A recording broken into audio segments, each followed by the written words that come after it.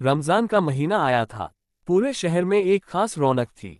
हर घर में इबादत का माहौल था और सभी लोग रोजा रखते, इफ्तार करते और गरीबों की मदद करने में लगे थे। इस बार 10 साल का दानिश भी पहली बार पूरे महीने रोजे रखने के लिए उत्साहित था। लेकिन इस रमजान में उसे सिर्फ भूख और प्यास सहने की नहीं, बल्कि एक बहुत बड़ी सीख मिलने वाली थी, एक ऐसा सबक जो उसकी पूरी जिंदगी बदल देगा। दानिश अपने अब्बू अम्मी के साथ रहता था। वह बहुत चंचल और जिज्ञासु लड़का था।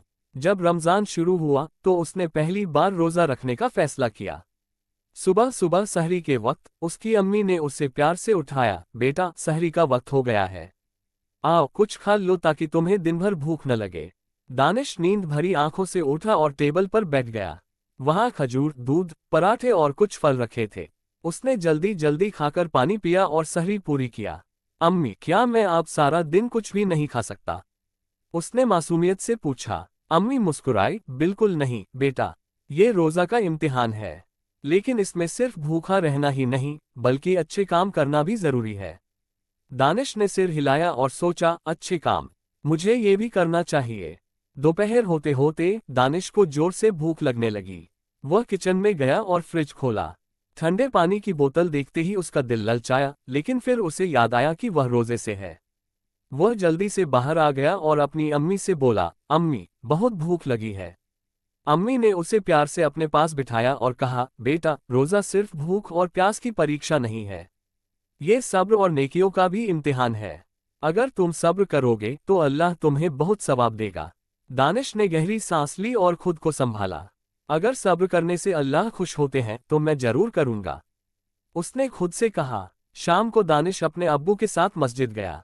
वहां मौलवी साहब रमजान के महत्व पर तकरीर दे रहे थे।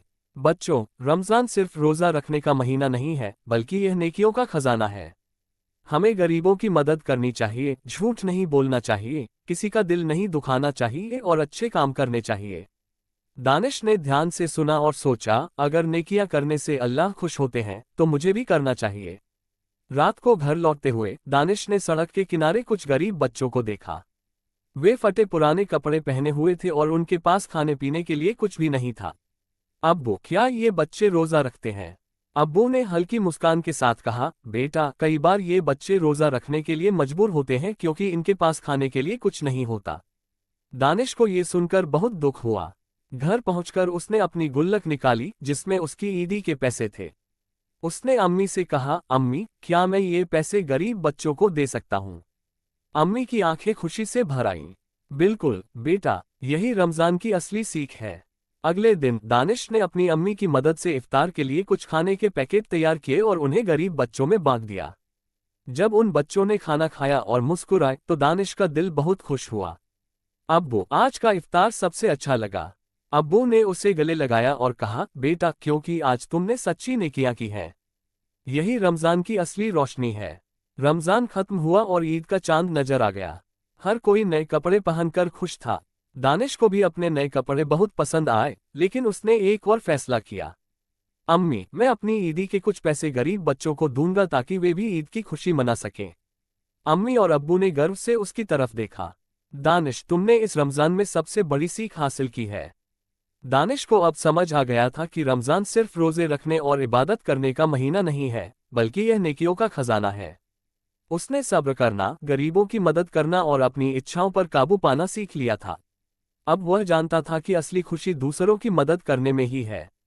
रोजा सिर्फ भूखा प्यासा रहने के लिए नहीं, बल्कि सब्र और संयम सिखाने के लिए भी होता है। गरीबों और जरूरतमंदों की मदद करना अल्लाह को सबसे ज्यादा पसंद है। असली खुशी अपने लिए नहीं, बल्कि दूसरों के लिए जीने में होती है। ये सिर्फ इबादत का महीना नहीं, बल्कि नेकियों का खजाना है।